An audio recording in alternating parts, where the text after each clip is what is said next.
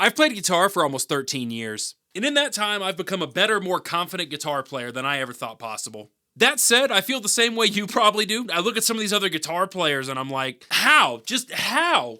How in the hell do you get to the point where you can just play like that? And I'm not just talking about like Guthrie Govan or some of these virtuosos. This is people I see online, folks I run into at Guitar Center. One time I got outplayed by a homeless guy shredding a broomstick. So like, what do they have that we don't? I've thought about this a lot and I've narrowed it down to a couple concepts that I find unbelievably fascinating. First, if they like it, they learn it.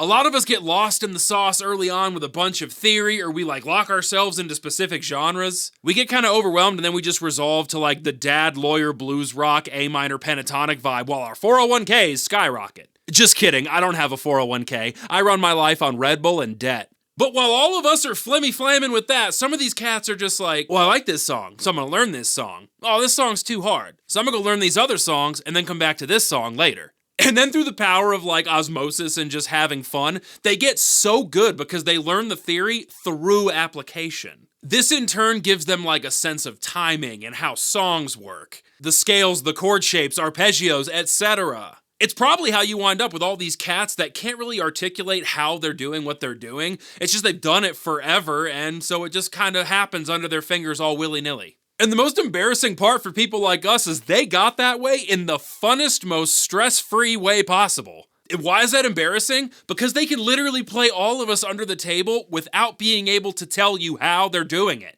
Along with that, another great example of how musicians can get really good is just by playing with other musicians. Some people are brought up in an environment that just kind of naturally pushes them to play with other people. That scenario is not reality for most of us. That being said, the real benefit of putting yourself in that environment is it forces you to become conversant. I mean, think about it. When you see somebody in a store and they just blow you away, more often than not, they're not just playing scales or even playing a song. You usually like it because their note choice, their phrasing, and just their overall touch on the instrument is almost like speaking. There are breaks, like they're taking a breath. Not every note just follows the scale pattern. What they play as they go up and down the neck, it's like they're going through a chord progression that goes through changes. And what they wind up with is a form of solo guitar that has character and emotion and tension and a bunch of other adjectives that I don't know.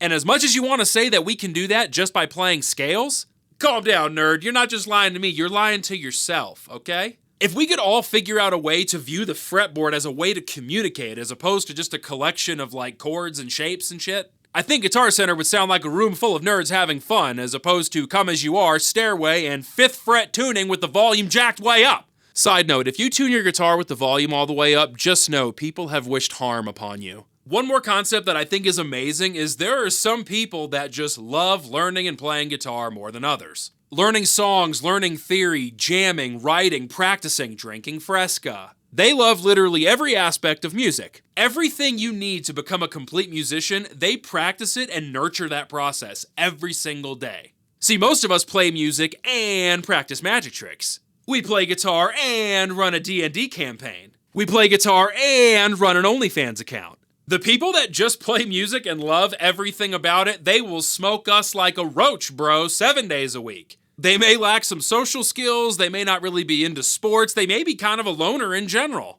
But when they pick up their instrument, they immediately feel at home and like they can be themselves. Saying that out loud, that's actually like really poetic. How sick would that be? So what kind of guitar player do I wish I was? Simply put, I wish I could build up the courage to play with other people.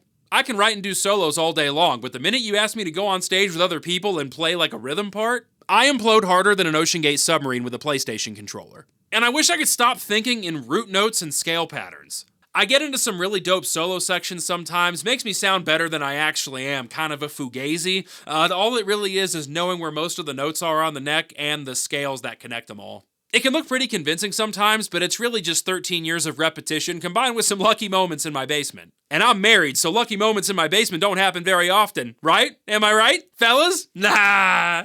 Point is, at the end of the day, the best any of us can do is find a reason to go to our private spot, grab a guitar that we love, and play music that we feel passionate about. And whatever that looks like to you, own it, babes! But remember, if you're ever feeling down on your own playing, there's lots of things you can do to get out of a rut. You can learn a new song, practice a new technique, or more importantly, ignore all of that and go buy a new guitar, you little rock monster, you. Look at you go. My name is Zach. This has been Audibly Dumb. Thank you so much for watching. Come back next week where I gain all the weight that Adele lost and cover someone like you on a kazoo.